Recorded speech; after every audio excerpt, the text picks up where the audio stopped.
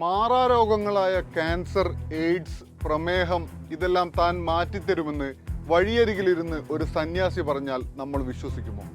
എന്നാൽ ആ കള്ളം പറയുന്നത് രാജ്യം മുഴുവൻ യോഗാ പരിശീലന കേന്ദ്രവും മരുന്നു വിതരണ കേന്ദ്രവുമുള്ള പതഞ്ജലി പോലൊരു സ്ഥാപനമാണെങ്കിൽ ചിലപ്പോൾ ശരിയായിരിക്കും എന്നൊരു സംശയമെങ്കിലും നിങ്ങൾക്ക് തോന്നില്ലേ? ആ സംശയത്തിൻ്റെ ആനുകൂല്യത്തിൽ കഴിഞ്ഞ 8 വർഷമായി നമ്മളെ പറ്റിക്കുന്ന മരുന്നു കമ്പനിയുടെ പേരാണ് പതഞ്ജലി.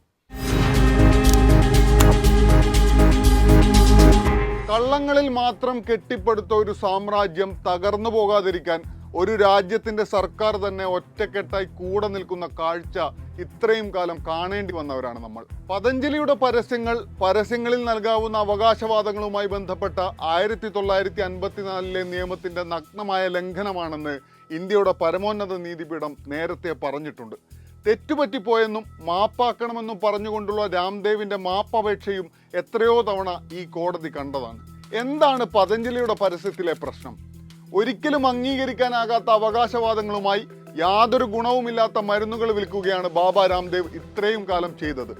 മാറാരോഗങ്ങളായ ക്യാൻസറും പ്രമേഹവും എയ്ഡ്സും അടക്കം പതഞ്ജലിയുടെ മരുന്നുപയോഗിച്ച് മാറ്റാൻ സാധിക്കുമെന്നതാണ് രാംദേവിന്റെ അവകാശവാദം. മരുന്നുകളുടെ പരസ്യങ്ങളിൽ അവകാശവാദങ്ങൾ പാടില്ലേ? തീർച്ചയായും അവകാശവാദങ്ങളാകാം. എന്നാൽ 1954 നിയമപ്രകാരം അവകാശവാദങ്ങളോ പരസ്യങ്ങളോ പാടില്ലാത്തതായ 54 മാറാരോഗങ്ങളുണ്ട്. അതിൽ ക്യാൻസറും പ്രമേഹവും രക്തസമ്മർദ്ദവും ഉൾപ്പെടും. ചുരുക്കി പറഞ്ഞാൽ ഈ മാറാരോഗങ്ങൾ മാറ്റാമെന്നു പറഞ്ഞ് ഒരു മരുന്ന് നിങ്ങൾക്ക് പരസ്യം ചെയ്യാൻ സാധിക്കില്ല. മുംബൈ ആസ്ഥാനമായി പ്രവർത്തിക്കുന്ന ഫിസിഷ്യനായ ജയേഷ് ലേലാണ് പതഞ്ജലി എന്ന ആയുർവേദ തട്ടിപ്പിനെതിരെ ആദ്യമായി നിയമപരമായി നീങ്ങുന്നത്. ഇന്ത്യൻ മെഡിക്കൽ അസോസിയേഷന്റെ ജനറൽ സെക്രട്ടറി കൂടിയാണ് ലേൽ.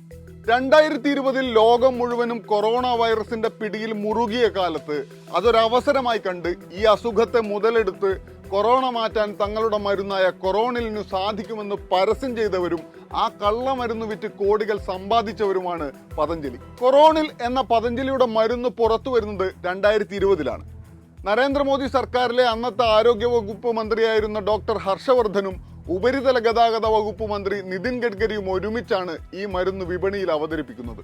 അതിൽ ആരോഗ്യമന്ത്രിയായ ഹർഷവർദ്ധൻ ഒരു ഡോക്ടർ കൂടിയായിരുന്നു എന്നുകൂടി ഓർക്കണം. ആ മരുന്ന് ശാസ്ത്രീയമാണെന്ന ഒരു അലോപ്പതി ഡോക്ടറുടെ സാക്ഷ്യപ്പെടുത്തൽ കൂടിയാണ് ആ ചടങ്ങ്. അതുമാത്രമല്ല, കൊറോണ കൊടുമ്പിരി കൊണ്ടു നിൽക്കുന്ന 2020 ഈ മരുന്ന് പുറത്തിറക്കുന്ന ചടങ്ങിൽ ഹർഷവർദ്ധനും നിതിൻ ഗഡ്കരിക്കും ഇടയിൽ മാസ്ക് പോലും ധരിക്കാതെ നിൽക്കുന്ന ബാബ രാംദേവിന്റെ ചിത്രം തന്നെ സൂചിപ്പിക്കും ഈ സംവിധാനത്തിന്റെ പുറത്ത് അയാൾക്കുള്ള സ്വാധീനം എന്താണെന്ന്. നിയമ പോരാട്ടം നടത്തിയ ജയേഷ് ലേൽ ആദ്യം ചെയ്തത് നിരവധി വിവരാവകാശ രേഖകൾ സംഘടിപ്പിക്കുക എന്നതാണ്. അതിന്റെ ഭാഗമായി കേന്ദ്ര ആരോഗ്യ വകുപ്പിനോട് അവർ മരുന്നിന്റെ നിർമ്മാണത്തിൽ പങ്കാളിയായിരുന്നു എന്നും എല്ലാവിധ രേഖകളും തങ്ങൾക്കുണ്ടെന്ന് അവകാശപ്പെടുന്ന പതഞ്ജലിയുടെ മരുന്ന് കൊറോണ ഭേദമാക്കുമെന്ന് അംഗീകരിച്ചതിന്റെ അടിസ്ഥാനം എന്താണെന്നും ലേൽ ചോദിച്ചിരുന്നു. എന്നാൽ അങ്ങനെ ഒരു അംഗീകാരവും നൽകിയിട്ടില്ലെന്നാണ് ലഭിച്ച മറുപടി.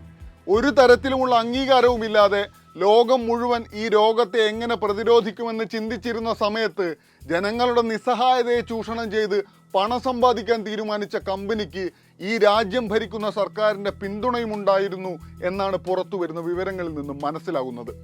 കൊറോണിൽ എന്ന വ്യാജ മരുന്ന് വിറ്റു മാത്രം പതഞ്ജലി ഉണ്ടാക്കിയത് 250 കോടി രൂപയാണ്. 2021 ജൂൺ മാസം ഇന്ത്യൻ മെഡിക്കൽ അസോസിയേഷൻ പതഞ്ജലിക്കെതിരെ ആദ്യത്തെ കേസ് ഫയൽ ചെയ്തു. തെറ്റിദ്ധരിപ്പിക്കുന്ന തരത്തിലുള്ള പരസ്യങ്ങൾ ചെയ്തതിന് പതഞ്ജലിക്കെതിരെയും ഈ അവകാശവാദങ്ങളെ പിന്തുണച്ചതിന് കേന്ദ്ര ആരോഗ്യ വകുപ്പിനെതിരെയുമായിരുന്നു കേസ്. ശേഷം കേരളത്തിലെ ഡ്രഗ് കൺട്രോൾ സൊസൈറ്റിയും പതഞ്ജലിക്കെതിരെ കേസ് കൊടുത്തു. കേരളത്തിൽ നിന്നുള്ള ഒഫ്താൽമോളജിസ്റ്റ് ഡോക്ടർ KV ബാബുവും പരാതി നൽകിയവരിൽ ഉൾപ്പെടും. വിഷയത്തിൽ സുപ്രീം കോടതി നൽകിയ നിരവധി നോട്ടീസുകൾ കണ്ടില്ലെന്നു നടിച്ച പതഞ്ജലിയെ അക്ഷരാർത്ഥത്തിൽ കോടതി വളഞ്ഞിട്ടു പിടിച്ചതാണ്. മാപ്പെഴുതി രക്ഷപ്പെടാമെന്ന പതഞ്ജലിയുടെ ബുദ്ധി പക്ഷെ നടന്നില്ല. മുമ്പും പലതവണ മാപ്പെഴുതി നോക്കിയിട്ടുണ്ട്, പക്ഷേ ആ മാപ്പൊന്നും ഫലിച്ചില്ലെന്നു മാത്രം. 2011 ജൻ ലോക്പാൽ സമരം ജന്തർ മന്ദിറിൽ നടക്കുമ്പോൾ അണ്ണാ ഹസാരയ്ക്കൊപ്പം നിരാഹാരമിരുന്നുകൊണ്ടാണ് ബാബ രാംദേവ് എന്ന സന്യാസി ആളുകൾക്കിടയിൽ ശ്രദ്ധേയനാകുന്നത്. താൻ യോഗ അഭ്യസിക്കുന്നത് കൊണ്ട് തന്നെ നിരാഹാരം ചെയ്യുന്നത് തൻ്റെ ആരോഗ്യത്തെ ബാധിക്കില്ല എന്ന് പറയുകയും ആ വേദിയിൽ കസർത്ത് കാണിക്കുകയും ചെയ്തിരുന്നു ബാബ രാംദേവ്. എന്നാൽ ആ സമരം തന്നെ RSS ഫണ്ട് ചെയ്ത പരിപാടിയാണെന്ന വിവരങ്ങൾ പിന്നീട് പുറത്തു വന്നു. ശേഷം ബാബ രാംദേവിന് വെച്ചടി കയറ്റമായിരുന്നു. പ്രധാനമന്ത്രിയുമായി നിരവധി വേദികളിൽ ഒരുമിച്ച് പ്രത്യക്ഷപ്പെട്ടു. പതഞ്ജലിയെയും രാംദേവിനെയും അഭ്യാസത്തെയും പ്രചരിപ്പിക്കുന്ന ദൗത്യം ഇന്ത്യയുടെ പ്രധാനമന്ത്രി തന്നെ ഏറ്റെടുക്കുന്ന സാഹചര്യമുണ്ടായി. ഒടുവിൽ കെട്ടിപ്പൊക്കിയ കള്ളങ്ങൾ തകർന്നടിഞ്ഞ് സുപ്രീം കോടതിക്ക് മുന്നിൽ ഉത്തരമില്ലാതെ നിൽക്കുമ്പോഴും ഒരു തട്ടിപ്പുകാരനെ പിന്തുണച്ചതിൻ്റെയോ ഉയർത്തിക്കാണിച്ചതിൻ്റെയോ ജാള്യത BJPക്കില്ല. അത് പ്രതീക്ഷിക്കുന്നതും തെറ്റാണ്. എന്നാൽ ഒരു പൗരസമൂഹം എന്ന നിലയിൽ ഈ അവിശുദ്ധ കൂട്ടുകെട്ട് തകർക്കേണ്ടതും തുറന്നു കാട്ടേണ്ടതും നമ്മുടെ ഉത്തരവാദിത്വമാണ്.